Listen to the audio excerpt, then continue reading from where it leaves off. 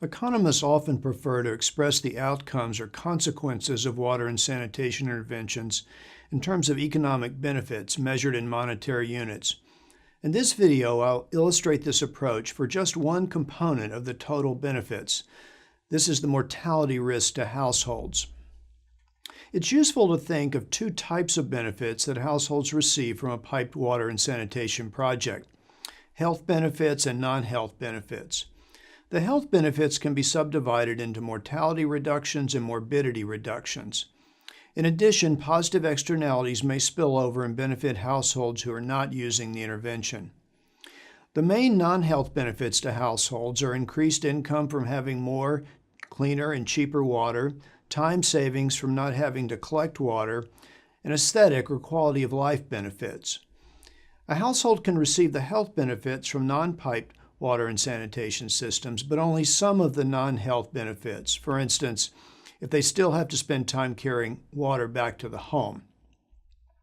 In this video, I will focus on the mortality risk reduction component of the health benefits.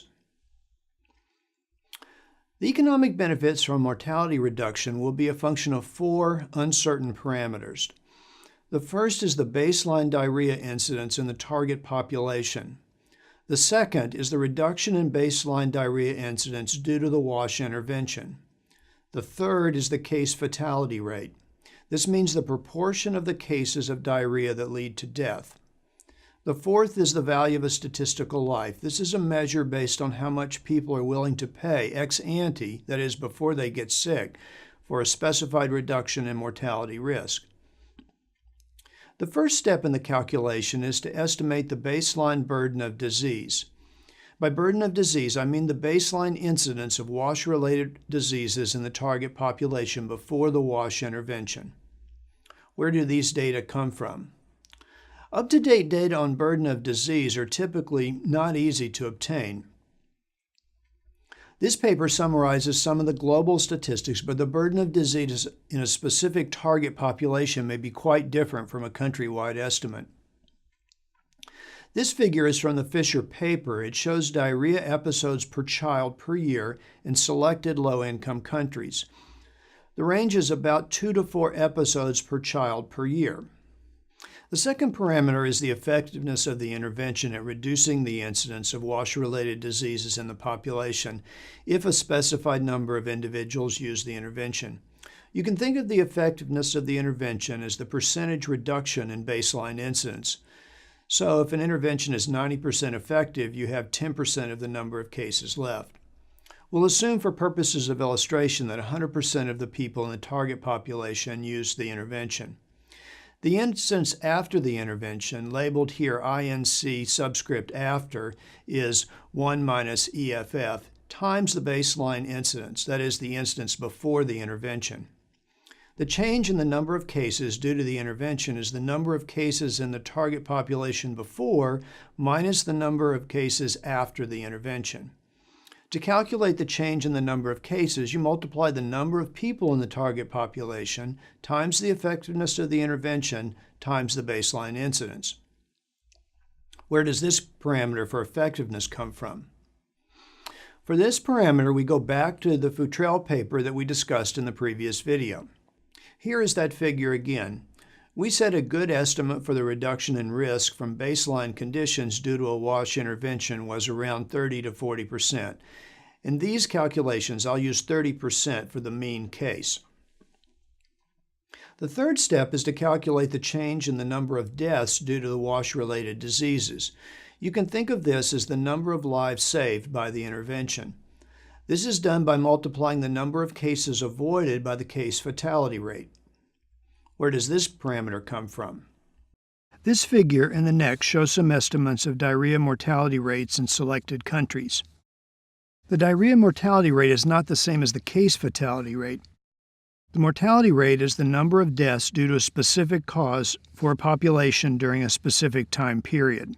The case fatality rate is the proportion of deaths within a designated population of cases. You can estimate the case fatality rate from estimates of the diarrhea mortality rate and baseline incidence. I'll show you how to do this in a minute. This figure shows that the diarrhea mortality rates in Ecuador, Egypt, Brazil, and China are very low. These data are from the WHO's Global Burden of Disease estimates.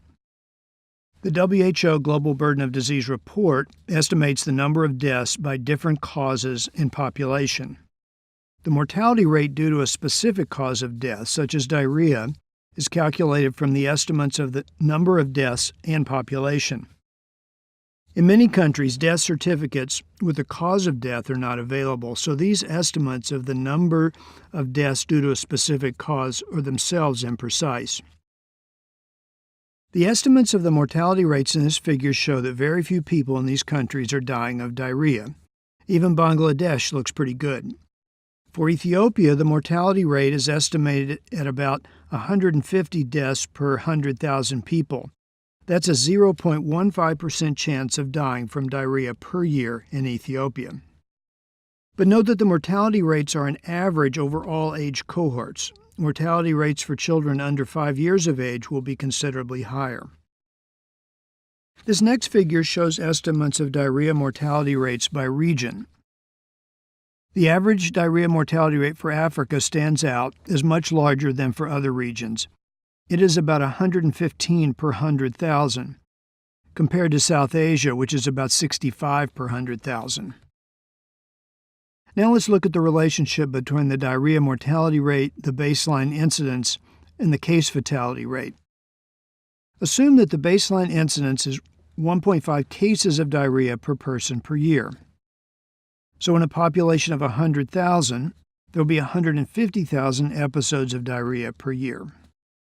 If the diarrhea mortality rate is 150 per 100,000, in a population of 100,000, 150 people will die of diarrhea. The case fatality rate is then 150 deaths divided by 150,000 episodes, or 1 death per 1,000 episodes. The fourth step is to multiply the number of deaths avoided by the value of the mortality risk reduction as judged by the members of the target population themselves. The mortality reduction benefits from an economist's perspective are equal to the value of a statistical life multiplied by the case fatality rate times the size of the target population times the effectiveness of the intervention times the baseline incidence. I should emphasize, though, that the size of the target population is the only parameter in this equation that is known with much certainty. Our calculations depend on 4 uncertain parameters: baseline diarrhea incidence, reduction in baseline diarrhea incidence due to the wash intervention, case fatality rate, and the value of a statistical life. Now I want to show you what happens to the final result as we make different assumptions about these 4 parameters. This table shows you the assumptions I will make for the parameters. For each parameter, I'll make a low, mean, and high assumption. In the baseline incidence column, you'll see I'm assuming 0.5, 1, and 1.5 cases of diarrhea per year. Note that these estimates are an average for both adults and children and are a little different than the 2 to 4 episodes per year for children that we saw earlier. For the effectiveness of the intervention column, I assume 10, 30, and 50% reduction in risk as a result of the intervention. For the case fatality rate column, I assume 4, 8, and 12 fatalities per 10,000 cases of diarrhea. For the VSL, or the value of statistical life, I assume 10,000, 60,000, and 100,000 US dollars. And I assume a target population of 100,000 people, a medium-sized city. In this table, we calculate the number of cases of diarrhea avoided as a result of the intervention. For the mean case, that's the 30% reduction, the second row here in this table, the number of cases of diarrhea avoided is 30,000. But this varies from 5,000 for the low case to 75,000 for the high case. This table shows the results for step 3, the calculation of the number of deaths avoided per year due to the intervention. For the mean case, the first row here, the result is 24 deaths per year. This varies from 2 deaths per year for the low case to 90 deaths per year for the high case. Notice how the range of uncertainty is expanding. 2 deaths per year from a population of 100,000 is very different from 90 deaths per year. This table shows step 4, the calculation of the economic value of the mortality risk reduction due to the intervention. The total economic value of the mortality risk reduction varies from $20,000 US to $9 million US. That's a huge range. But I want to focus on the benefits at the household level. That's the blue numbers in the rightmost column here.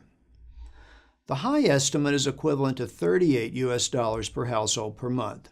This is a huge benefit for a poor household in a low-income country. But the low estimate of $0.08 US per household per month is not a large benefit, even for a poor household. If we're trying to understand household behavior and how a household thinks about the economic value of an intervention, the difference between these three cases is very large. To wrap up, I want you to think about what these calculations mean for understanding baseline or status quo conditions. One lesson is that the economic outcomes of a water and sanitation intervention will depend on the timing and sequencing of investments and on local conditions, and inevitably will be subject to a high level of uncertainty. This is because the uncertainty in the estimates increases as you multiply several uncertain parameters in a row. In other words, this means that uncertainty is not additive, it's multiplicative, and the range of uncertainty expands rapidly. This finding resonates with Nobel laureate Douglas North's observation that, quoting, "We should be very tentative about how we understand the world. That doesn't mean you don't do things. You've got to do things, but you've got to recognize that you may be wrong." We will return to the implications of this insight in our second follow-up MOOC. To remind you, that's where we'll focus on specific policy interventions in the water and sanitation sector. The questions, what works, what should be done?